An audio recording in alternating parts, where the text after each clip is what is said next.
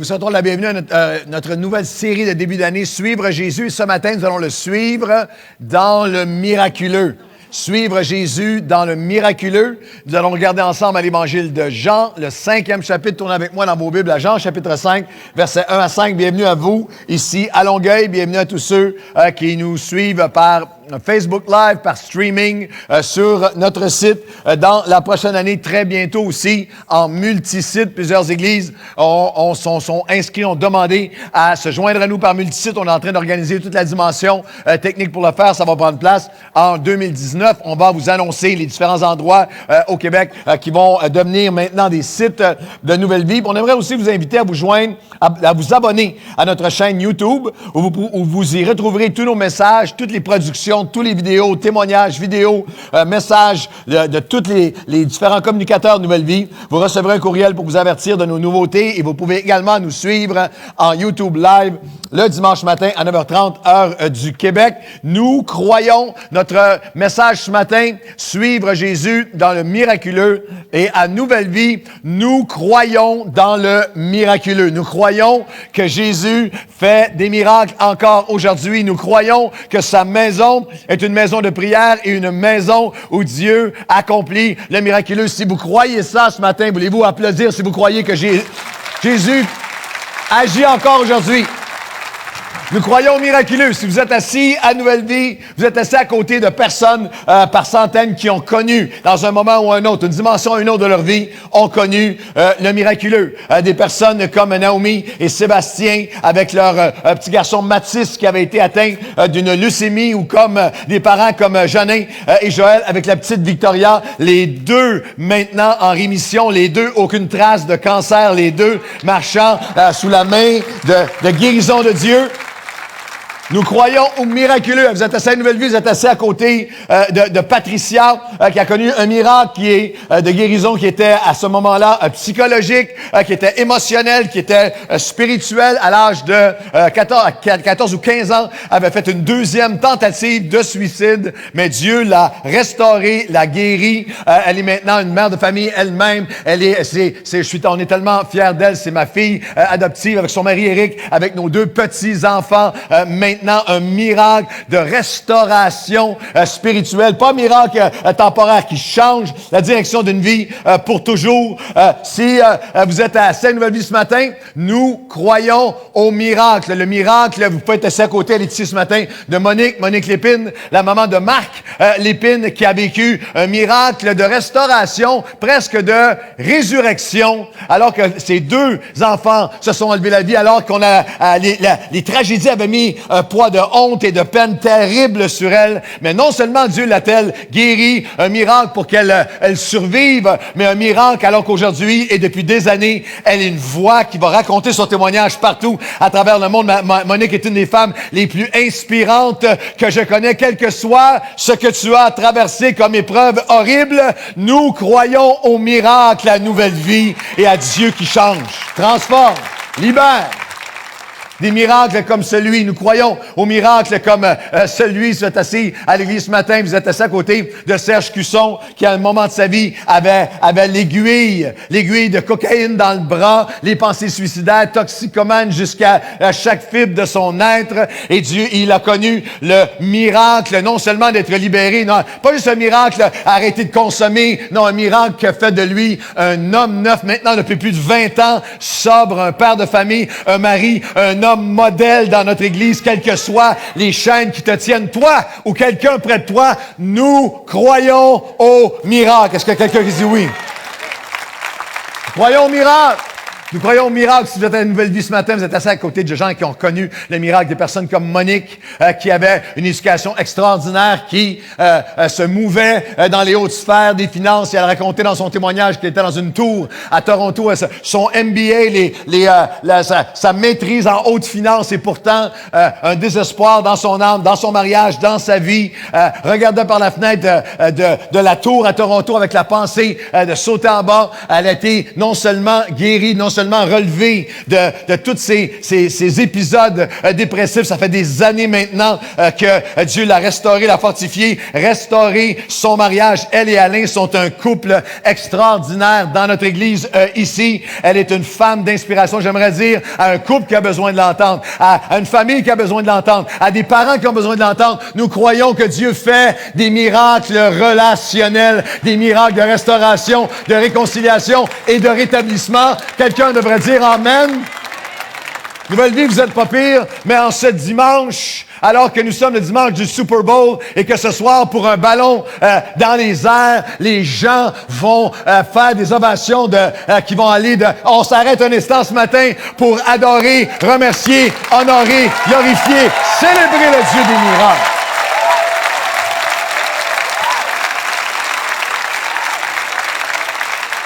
Ah oui, mais Pasteur Claude, moi, là, la situation, si je peux le dire de même, la situation est sur un lit de mort. C'est exactement l'endroit où Jacques Bergeron était en 1999, 2000, il avait 64 ans, un cancer qui était tellement féroce. Le médecin avait dit à sa mère, c'est comme si Jacques est dans une toute petite barque au milieu d'un océan en tempête, mais la main de Dieu était étendue. Je me souviens, lorsqu'on est arrivé à l'hôpital, on a prié avec lui. Non seulement a-t-il été rétabli, on parle de maintenant, ça fait 18 ans de ça, d'à peu près de 63 à 80, 81 ans, en parfaite santé, plein de force. Une de nos joies ici, c'est d'amener M. Bergeron à 80 ans, faire une journée de travail avec des ouvriers de 20 ans. Puis à 2 heures de l'après-midi, les ouvriers de 20 ans veulent lâcher et M. Bergeron continue encore. Je vous parle d'une maison Nouvelle Vie. Vous êtes là pour les premières fois, vous nous visitez, vous vous êtes joints, vous êtes un endroit qui croit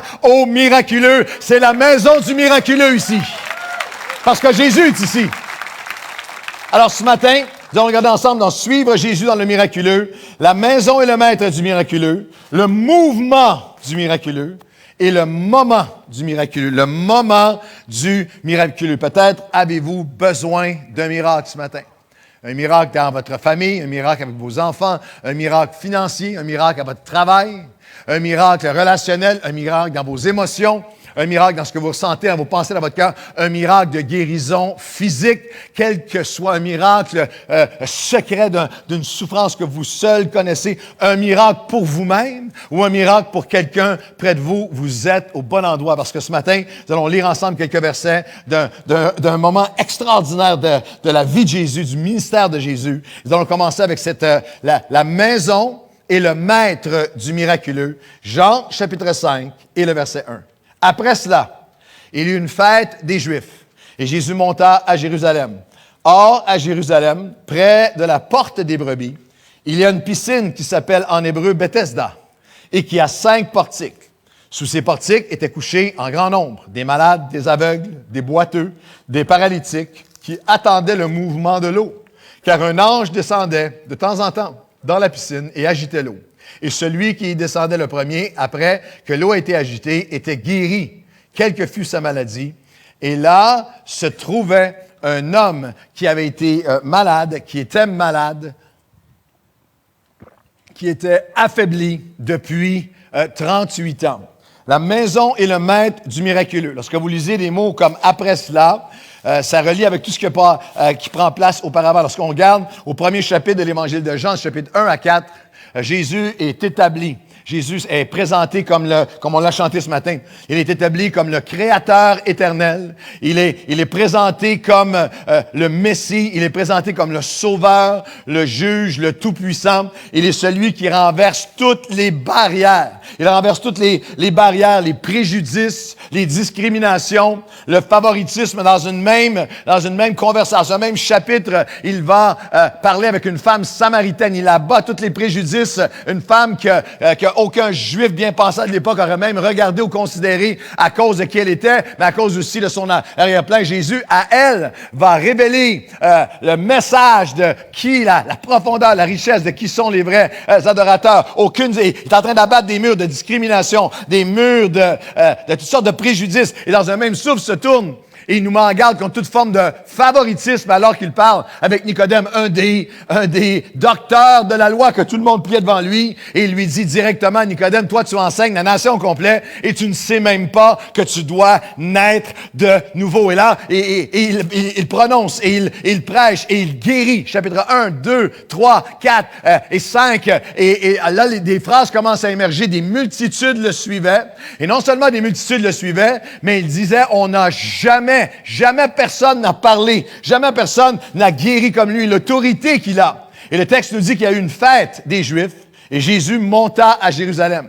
Ils avaient 3 grandes fêtes dans leur calendrier religieux qui existe encore aujourd'hui pour les 3 grandes célébrations, rassemblements où les gens venaient de partout à travers la diaspora juive pour venir faire ces pèlerinages. Il y avait la Pâque, il y avait la Pentecôte, il y avait la fête des tabernacles. Nous ne savons pas laquelle, mais Jésus, depuis son enfance, observait la loi et il vient à cette fête alors que des milliers sont là. Et il arrive à Jérusalem à ce qui était appelé la porte des brebis et de la piscine de Bethesda. Lorsque vous voyez Beth, quelque chose dans les textes bibliques, Beth, en hébreu, c'est simplement la maison de. Alors, vous avez Bethléem, la maison du pain, Bethel, la maison de El, de Dieu. Bethsaida, c'était la maison de la miséricorde, la maison de the house of mercy, la maison de la miséricorde, la maison de la bonté, la maison de la guérison. Et Jésus entre par la porte où ils offraient depuis des siècles des sacrifices annonçant la venue de l'agneau de Dieu qui va venir sauver le monde. Et lui entre à l'endroit de souffrance extrême et il entre dans la maison et il nous rappelle qu'une église, l'Église suprêmement est appelée à être un endroit où nous venons ensemble rencontrer Jésus et expérimenter le miraculeux. L'Église, c'est la maison de la miséricorde, du pardon, de la grâce. L'Église n'est pas une salle de montre pour gens parfaits. Pas une salle de trophée de gens tout shiny, tout beau, tout parfait. L'Église n'est pas un tribunal. C'est pas un lieu où on passe des sentences les uns sur les autres. C'est pas un lieu où tu viens être jugé. L'Église n'est pas un club de bénédiction exclusif pour les membres. Elle n'est pas une société secrète fermée sur elle-même avec des codes, des langages que personne d'autre se comprend, excepté en nous-mêmes. L'Église, c'est un hôpital spirituel. L'Église, c'est l'endroit où des êtres humains viennent pour être soignés, pour être guéris, pour être relevé, pour être aimé, pour être pardonné et être ressuscité.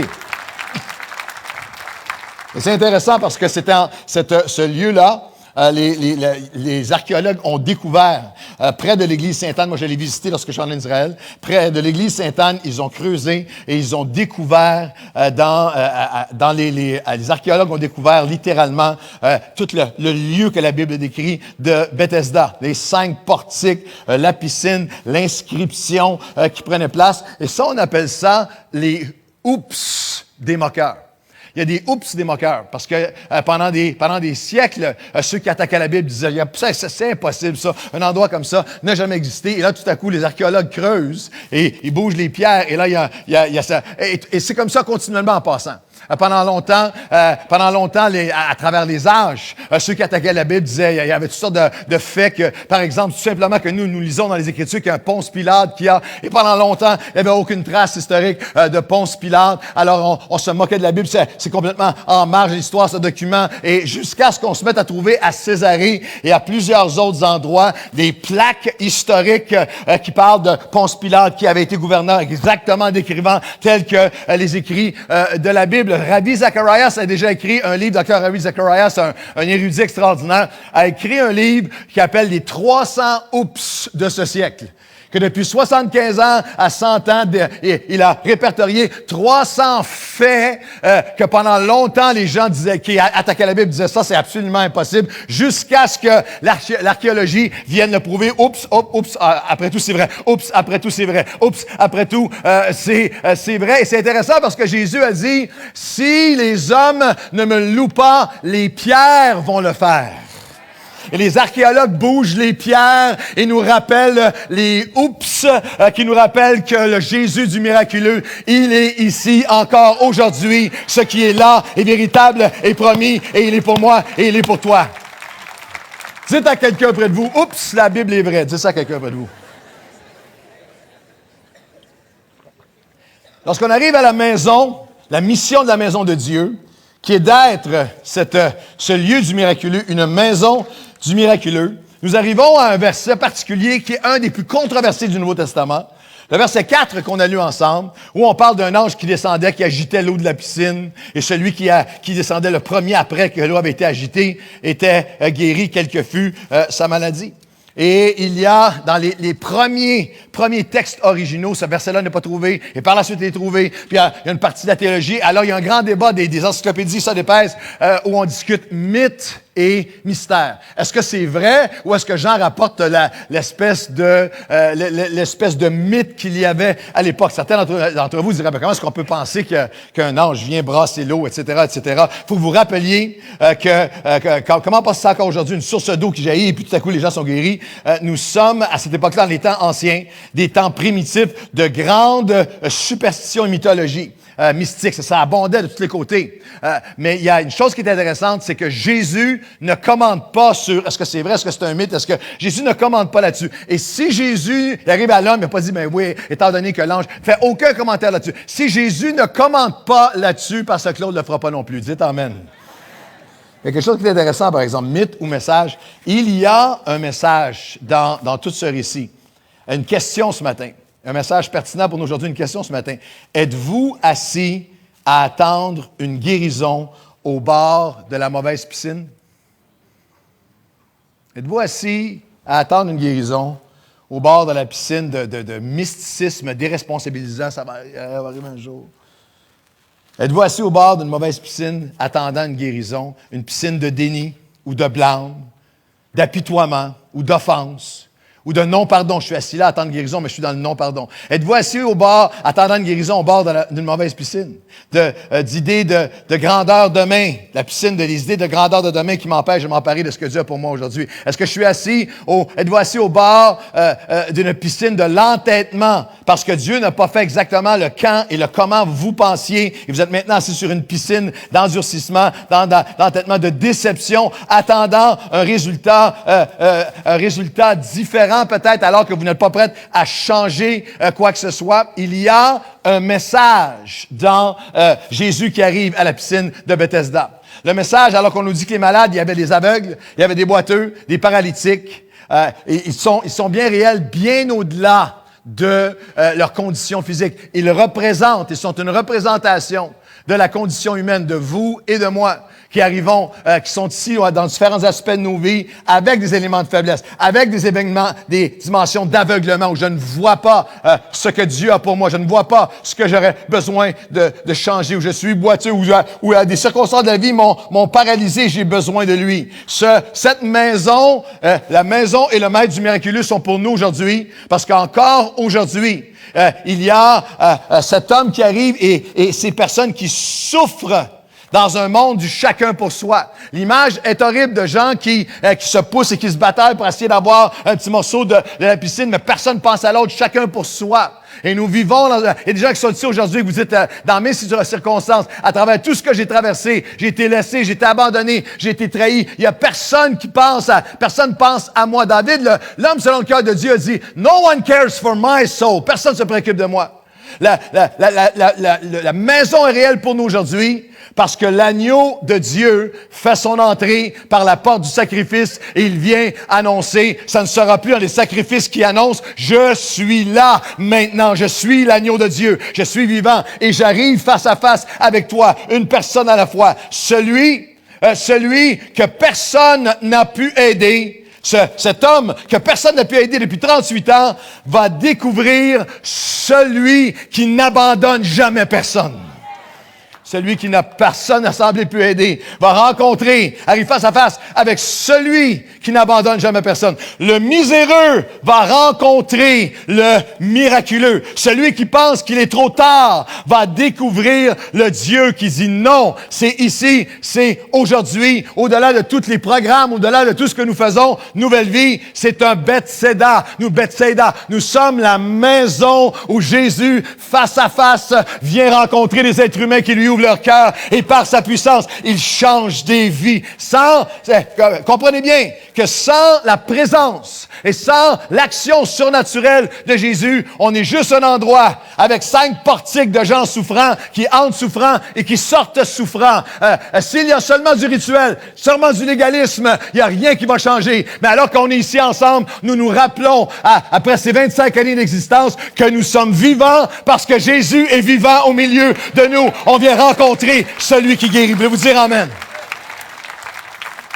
Il y a un mouvement, la maison du miraculeux devient réelle par le mouvement du miraculeux. Remarquez, au verset 3, ceux qui sont malades, ceux qui boitent, ceux qui sont paralysés, ceux qui sont aveugles, ils attendent un mouvement, le mouvement de l'eau. Regardez bien le mouvement, le véritable mouvement. Le véritable mouvement vers le miraculeux, pas le faux. Le véritable, pas le mystique ou le superstitieux. Le véritable mouvement vers le miraculeux est décrit à partir du verset 5. Là se trouvait un homme malade depuis 38 ans.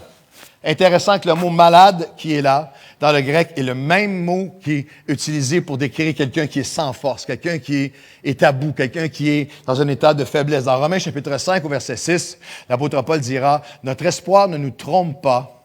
Nous ne serons jamais déçus parce que nous avons par Jésus, nous avons par la grâce accès à celui qui nous garde ferme. Car lorsque nous étions sans force, lorsque nous étions malades, sans force, le même mot, lorsque nous étions faibles, affaiblis, Christ a donné sa vie pour ceux qui l'ignoraient, qui le méprisaient. Alors, il y a un homme qui était là, qui était malade. Une question ce matin. S'il y avait une chose dans votre vie, il y a une chose qui était une sphère de faiblesse en moi, il y a une sphère qui est faible en moi, il y a quelque chose qui a besoin d'être transformé en moi. Qu'est-ce que ça serait? Si vous êtes ici ce matin et vous dites, je ne sais pas, je pense que, demandez à votre femme, elle va vous le dire, elle va vous l'expliquer. Demandez à vos enfants, demandez à vos amis. Il y a une liste de personnes qui sont capables de vous dire ce que ça pourrait être.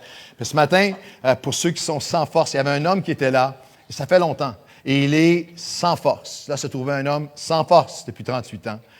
Jésus, l'ayant vu coucher, sachant qu'il était malade depuis longtemps, lui dit, « Veux-tu être guéri? » Quelle question. On va y revenir. « Veux-tu être guéri? » Le malade, le sans force, répondit, « Seigneur, je n'ai personne pour me jeter dans la piscine quand l'eau est agitée, et pendant que j'y vais, un autre descend avant moi. Lève-toi, lui dit Jésus, prends ton lit et marche. » Et aussitôt, cet homme fut guéri. Il prit son lit et il marcha. 38 ans, 5 portiques. Les commentateurs nous parlent qu'il pouvait y avoir entre 3 et 5 000 personnes qui étaient là. Un lieu de souffrance, un lieu de saleté, un lieu où des gens avaient des maladies incurables, empilés les uns par-dessus les autres. Je pense à ce moment où j'avais été apporter la parole en Côte d'Ivoire, dans la région de Bouaké, dans un pénitencier à sécurité hyper maximum. Et lorsque je suis arrivé là-bas, je me retrouvais sous une chaleur suffocante dans une cour extérieure avec 1000 hommes qui étaient là, qui portaient seulement comme un maillot autour de la table, des hommes nus, pas de souliers, pas de vêtements, juste comme un maillot de tous les âges qui étaient là.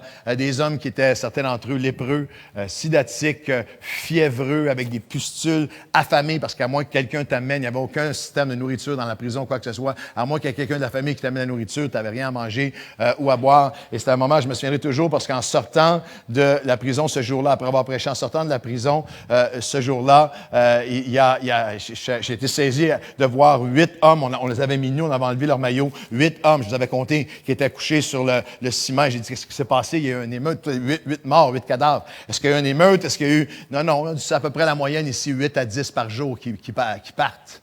C'est dans un endroit comme ça que Jésus arrive. Et Jésus arrive au milieu de tout ça. Et c'est simplement pour rappeler à chacun d'entre nous que quel que soit ce que tu crois être l'impossible, le fini, quel que soit ce qui sent pas bon, quelle que soit l'horreur, quel que soit l'inimaginable de ta situation, c'est là que pendant que le festival religieux prenait place autour, Jésus est arrivé pour le festival, mais il est allé à l'endroit où personne ne voulait aller. Il veut aller dans ta vie à l'endroit où toi-même, tu penses qu'il n'y a plus personne qui peut aider pour aller apporter la guérison et apporter sa consolation. Et alors que Jésus arrive à cet endroit-là, il va poser une question hallucinante. Vous savez que Jésus est seulement compassion, il est seulement amour. Mais il pose à l'homme la question, 38 ans, paralysé, veux-tu être guéri? Est-ce que c'est une question? Quelle sorte de question que c'est ça? Bien sûr qu'il veut être... Pourquoi est-ce que tu poses la question? Bien sûr qu'il veut être guéri. Pourquoi? Jésus n'est seulement compassion et amour. Veux-tu être guéri? Est-ce que c'est une question cruelle? Non. c'est une question réelle, c'est une question actuelle, c'est une question spirituelle et c'est une question qui va déterminer le surnaturel. Veux-tu être guéri? Remarquez que l'homme n'a pas répondu oui. Veux-tu être guéri? C'est sûr qu'il va dire oui, oui, oui, je le veux. Non, il ne répond pas ça. Il ne répond pas ça.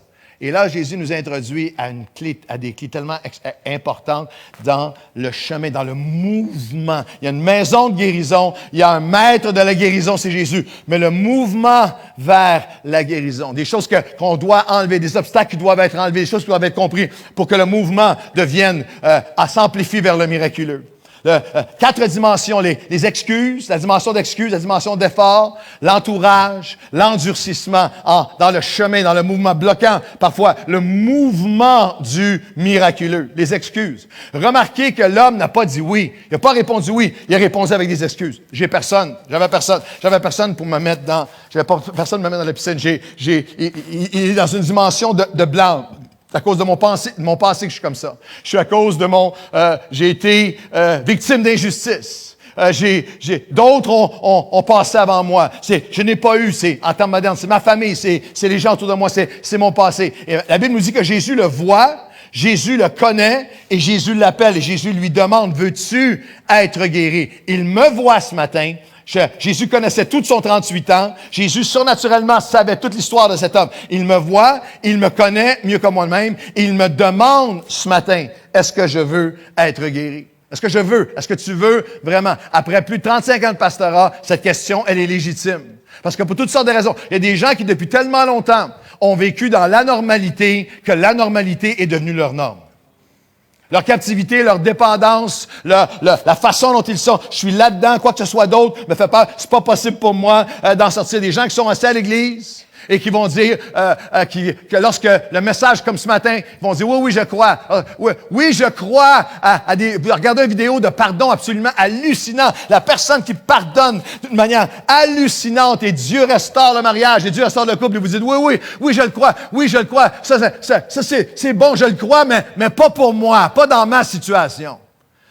Oui, je crois que si je donne à Dieu, oui, je crois à la générosité de Dieu, à la provision de Dieu. Si je donne à Dieu, je crois que ceux qui donnent à Dieu vont être bénis, mais pas moi. Je crois que les gens peuvent changer, être des nouvelles créatures, mais pas moi. Je crois que, je crois ça, Dieu peut faire des miracles, mais pas dans ma vie, pas dans ma situation à moi. L'Esprit de Dieu me pousse ce matin, je prie que par l'onction, parfois des forteresses, dans son cas, c'était 38 ans, mais des forteresses de longue date vont être brisées en toi. Tu n'es pas l'exception. Tu as accès à toute la grâce, toute l'action, toute la puissance, toute l'onction, toute la libération que Dieu offre. C'est pour toi aussi. Je vais applaudir avec moi et dire, c'est pour toi aussi. Veux-tu être guéri? Les excuses, blâmer le passé, blâmer ceux qui m'ont blessé, blâmer mes parents, blâmer mes patrons, blâmer mes enfants, blâmer mes amis, blâmer ma famille, blâmer mes enfants, blâmer la société, blâmer l'Église, blâmer les chrétiens, blâmer les pasteurs, blâmer Dieu. J'ai souri récemment en regardant un témoignage d'un homme. Bryson DeChambeau est un golfeur de la PGA et un champion. Un des jeunes les plus prometteurs. Il a gagné déjà des tournois majeurs. Il y a des joueurs de la PGA qui font leur carrière entière sans gagner des majeurs. Lui a gagné des majeurs. C'est un exceptionnel. C'est un doué. Puis en plus de ça, c'est un chrétien engagé. Il parle de sa foi. Il est engagé dans les œuvres humanitaires. Puis lui, il dit, moi, je joue au golf pour glorifier Dieu. Et à travers ça, ça me donne une plateforme pour parler de Dieu. Et l'année passée, alors qu'il y avait eu un début d'année formidable, puis un début de tournoi formidable, il a fait quelque chose. Puis ça a donné la consolation à toutes les golfeurs du monde, tous les hommes et femmes qui sont ici qui golfent.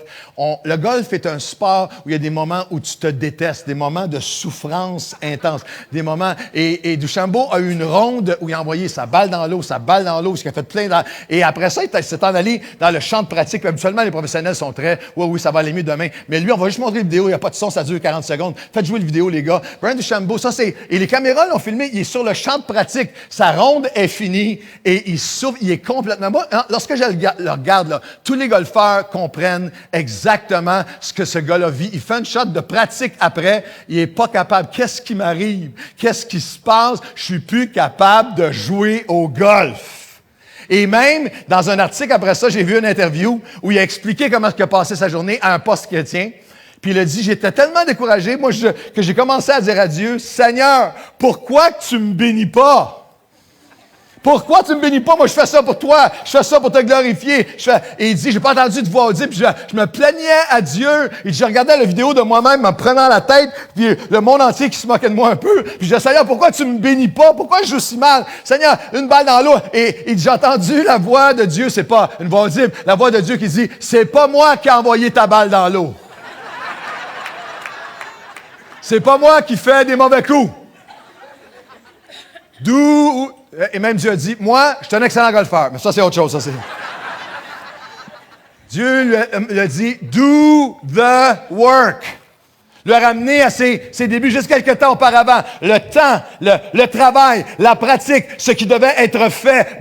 Ne me blâme pas pour ce que toi seul peux faire dans ta vie. Arrête de blâmer. C'est pas lui, c'est un autre. Toi, aujourd'hui, es-tu prêt? C'est la dimension d'effort. Remarquez que Jésus n'a pas dit, sois guéri. L'homme est là depuis 38 ans et Jésus lui dit, lève-toi. Là, ça fait 38 ans que je suis là. Lève-toi.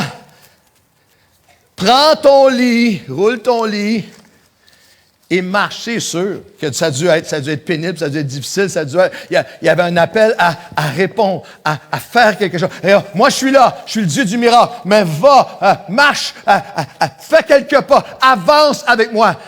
Lorsque Jésus, vous dites, ben oui, mais c'est absolument impossible à 38 ans, oui.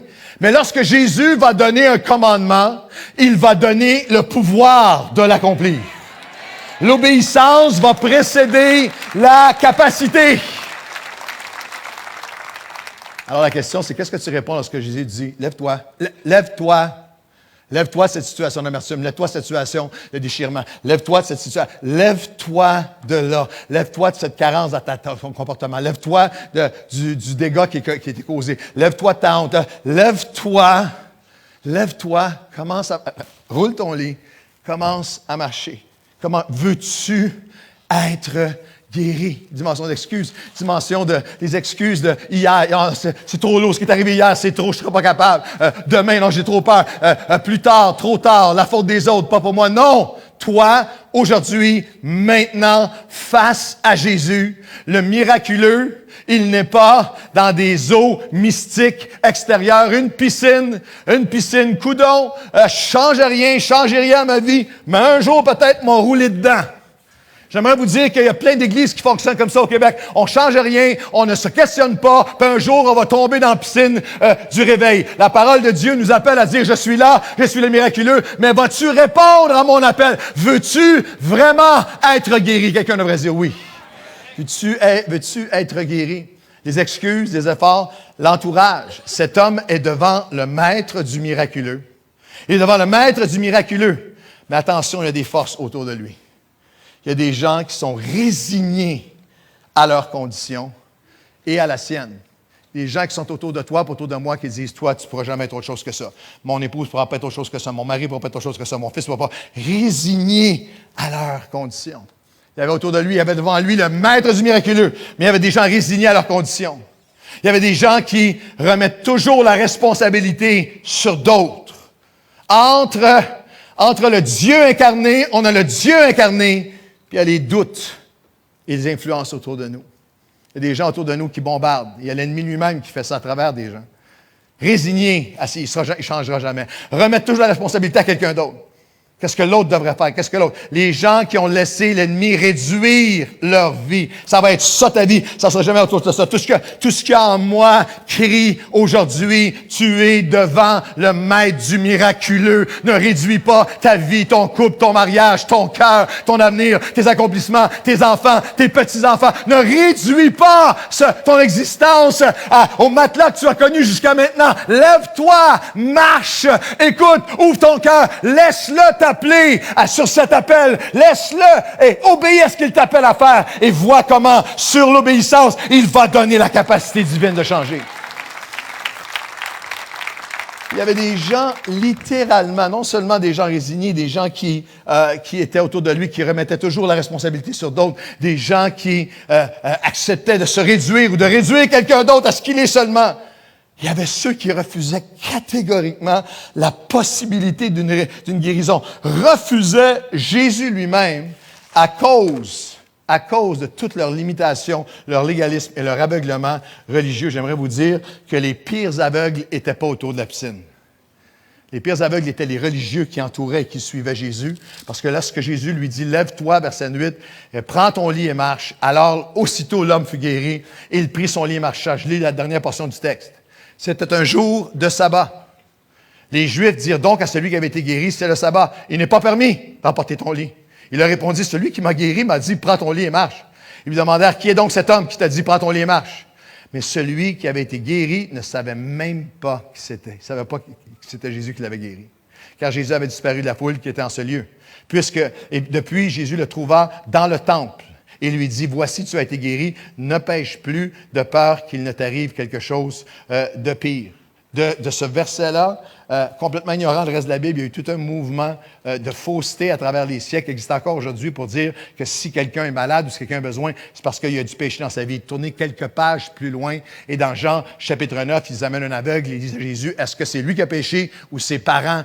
C'est pour ça qu'il est aveugle. Jésus dit, c'est pas lui qui a péché, c'est pas ses parents qui ont fait qu'il était aveugle, c'est afin que le Fils de Dieu puisse se glorifier. Il y a des cas où le comportement de quelqu'un, son péché, son égarement de Dieu va amener la maladie sur sa vie. Quelqu'un qui boit ou qui se gèle ou qui boit pendant 30 ans, ça va avoir un effet sur sa santé physique, son comportement va avoir un effet, mais ne soyez jamais de ceux qui disent à quelqu'un qui a besoin d'une guérison physique ou qui est malade ou qui a un enfant qui a une difficulté, c'est à cause du péché de quelqu'un dans ta vie. C'est pour ça que le texte enseigne du tout. Jésus va arriver et va guérir cet homme. Et regardez bien la réaction.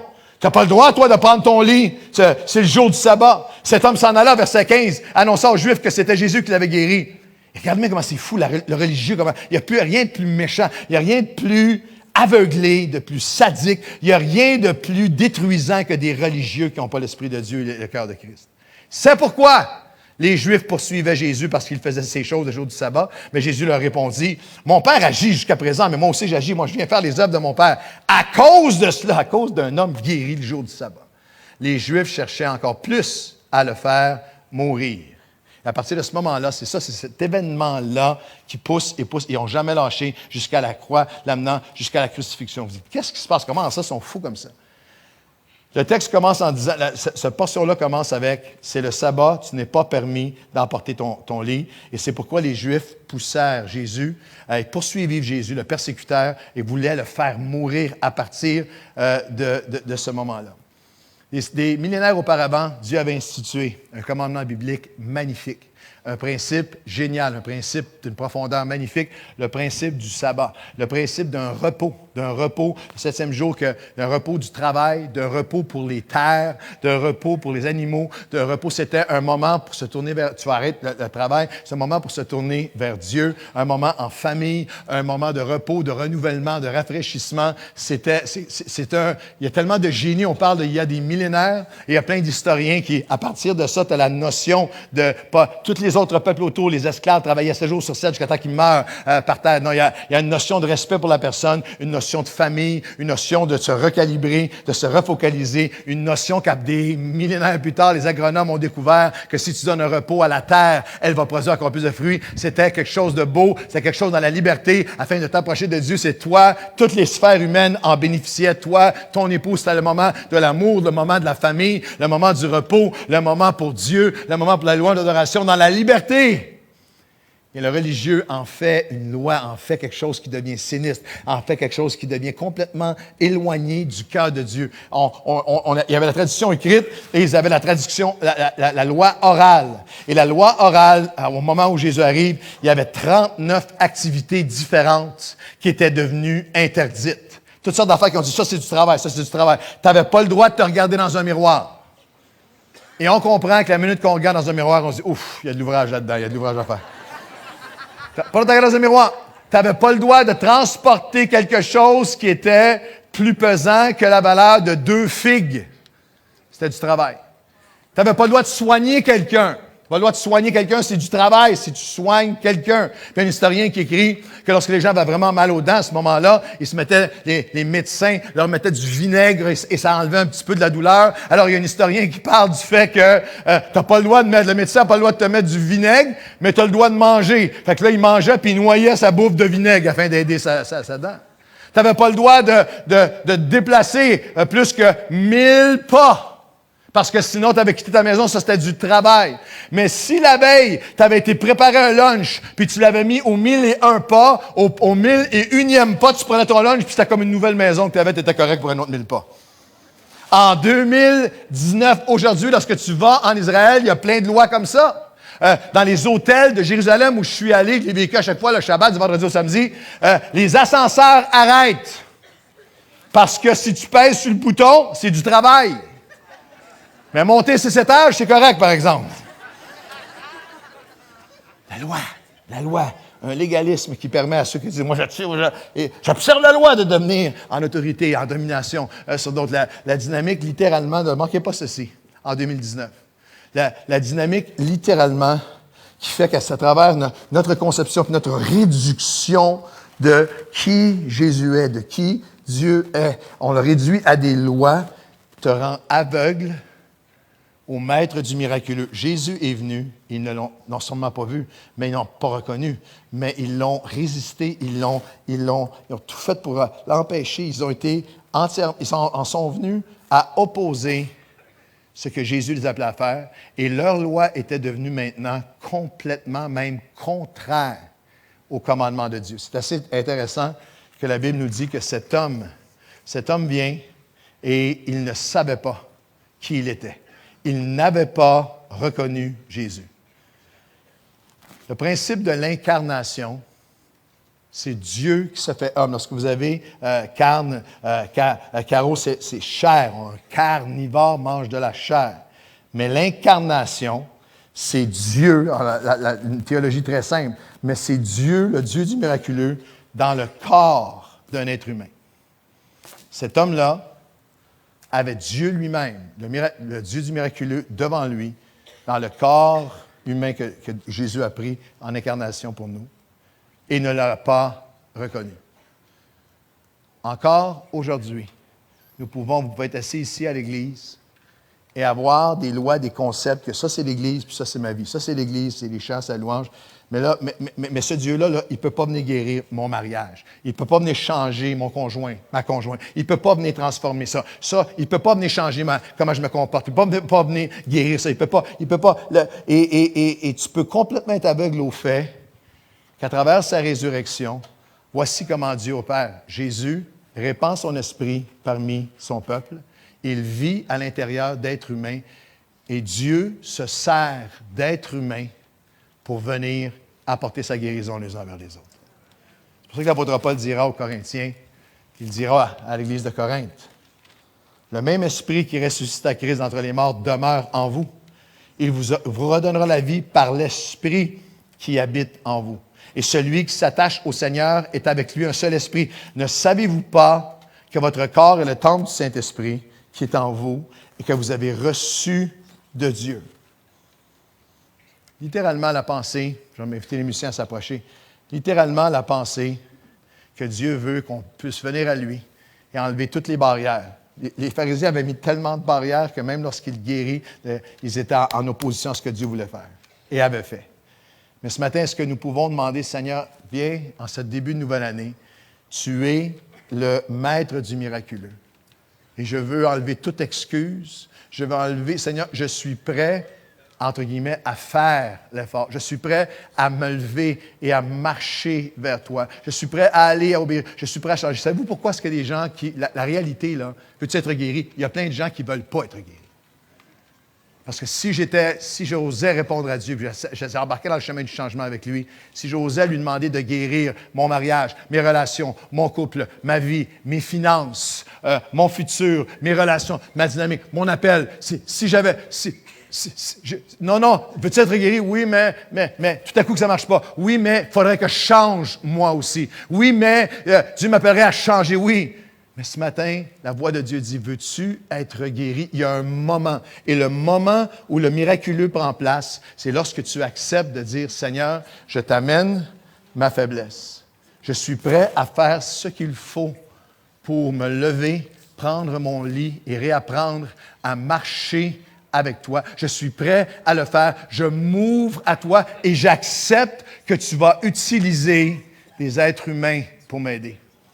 Que tu vas utiliser des hommes, des femmes remplis de l'Esprit de Dieu pour me parler. Que je vais aller chercher une aide. Je vais aller m'ouvrir. Je vais aller reconnaître mon besoin. Je vais faire la job. Je vais faire le boulot. Et surtout, je ne vais pas te limiter. Je ne vais pas dire c'est pour d'autres, mais pas pour moi.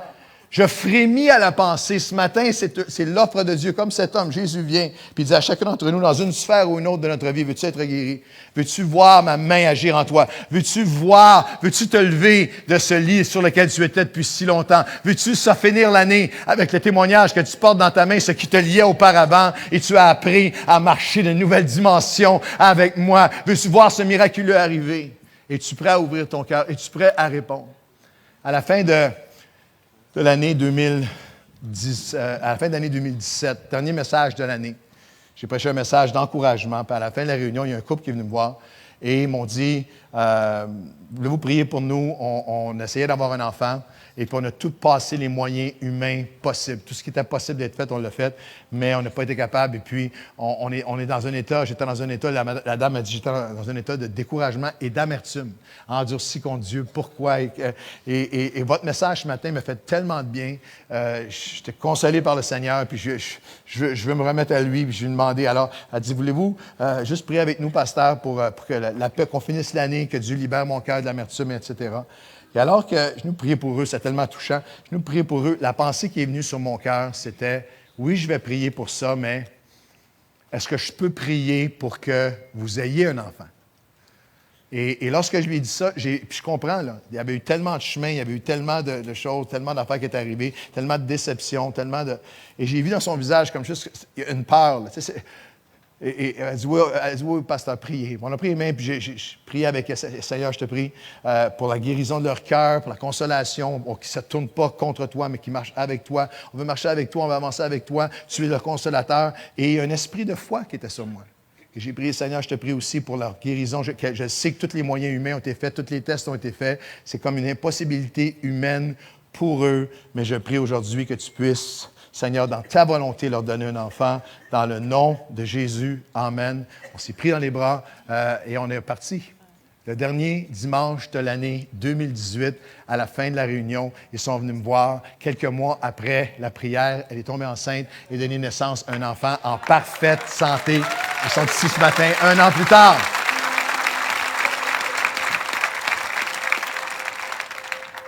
Juste frémir à la pensée de combien de fois le Seigneur t'appelle toi et te dit, veux-tu être guéri? Veux-tu me laisser agir dans cette situation-là? Je sais qu'elle te fait mal, je sais que c'est terrible, je sais qu'il y a une partie de toi qui voudrait juste dire, touche-y pas, je veux juste, c'est fini. Veux-tu être guéri? Le maître du miraculeux est ici. Cette maison est la maison Bethesda. C'est la maison de la miséricorde, c'est la maison du pardon, c'est la maison de la bonté de Dieu manifestée. C'est la maison du miraculeux de Dieu. Et Jésus dit, voici, si tu veux être guéri. Si tu veux être guéri, il y a des choses que je vais faire surnaturellement que seulement moi je peux faire.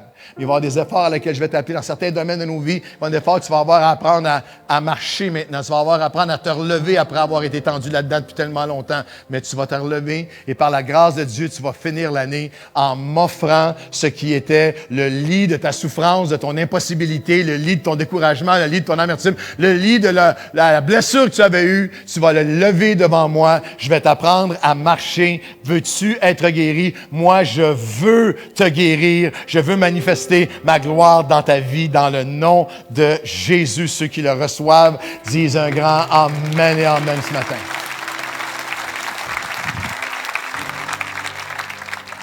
Lève-moi-nous ensemble en sa présence. J'aimerais qu'on puisse chanter. C'est pas seulement un chant. Ne partez pas tout de suite. Donnez-vous une minute ou deux. C'est pas seulement un chant, c'est vraiment l'expression du cœur qui reçoit du miraculeux. L'équipe d'adoration va commencer à prier ce chant qui dit « Seigneur, donne-moi un cœur tout entier et complètement dévoué. Fais ce que tu veux de ma vie. » Et ça, c'est une prière tellement puissante. Viens guérir ce que tu veux guérir dans ma vie. Viens guérir ce que tu veux guérir dans la vie de la personne que j'aime, ou de la personne qui m'a fait du mal, ou de la situation que je croyais irrémédiable, la situation que je croyais irréversible. Seigneur mon Dieu, viens guérir ma vie. J'aime offrir à toi. L'appel est très simple ce matin. Si vous êtes ici, dans sa maison ou par milliers, par Facebook Live, ou qui vont télécharger le message, ou par multisite, vous êtes ici ce matin et vous dites, oui, Seigneur, je ne vais pas te limiter. Je ne veux pas te limiter comme ces pharisiens qui t'avaient limité à une série de lois qui ont complètement éteint ton cœur. Alors ce matin, Seigneur Dieu, je ne veux pas te limiter. Si vous êtes ici, vous avez l'audace spirituelle de dire, Seigneur, je ne veux pas te limiter. Viens guérir tout ce que tu dois guérir dans ma vie. Voulez-vous tendre vos cœurs, vos mains vers lui, puis lui offrir. Comme si vous le preniez, puis vous l'offriez à Dieu, littéralement. Seigneur, je ne veux pas te limiter. Seigneur, j'ai besoin de miracles. J'ai besoin de miracles dans mon couple. J'ai besoin de miracles dans ma vie, dans mon cœur, dans mes pensées, dans mon corps, dans quelqu'un près de moi, dans ma famille, dans mes enfants. J'ai besoin de miracles relationnels. J'ai besoin de miracles comme cette jeune fille qui a témoigné ce matin face à la panique, face à l'angoisse. J'ai besoin de miracles. Vous tendez vos mains vers lui et commencez à lui dire, Seigneur, fais ce que tu veux de ma vie. Ton amour est fort. Il brise les chaînes. Seigneur, il y a rien qui te freine. Seigneur, tu as tout donné pour que j'ai la vie. Alors me voici, je m'offre à toi. Il y a une faiblesse en moi comme cet homme. Lorsque nous étions sans force, Christ est venu et il nous a sauvés. Seigneur, je suis sans force dans ce domaine-là de ma vie. Je ne suis pas capable dans ce domaine-là et je te l'admets. Mais Seigneur, je viens, moi le sans force, je viens devant toi le Tout-Puissant. Moi qui est dans cette misère, je viens devant le roi, le chef du miraculeux. Je te demande de me donner tes yeux, ton cœur, des choses extraordinaires. Le miraculeux a pris place parce que Jésus a regardé cet homme comme lui seul peut regarder. Le miraculeux prend place dans des mariages, dans des couples, dans des familles, lorsqu'on apprend à regarder. Seigneur, donne-moi tes yeux pour l'autre personne. Donne-moi tes yeux pour ma situation. Donne-moi tes yeux pour ce que je vis, ce que je traverse en ce moment. Mais Seigneur, je ne vais pas te limiter. Oui, je veux être guéri. Viens faire un miracle en moi dans le nom de Jésus. Est-ce qu'on peut tendre nos mains vers Dieu? Donne-moi un cœur tout entier.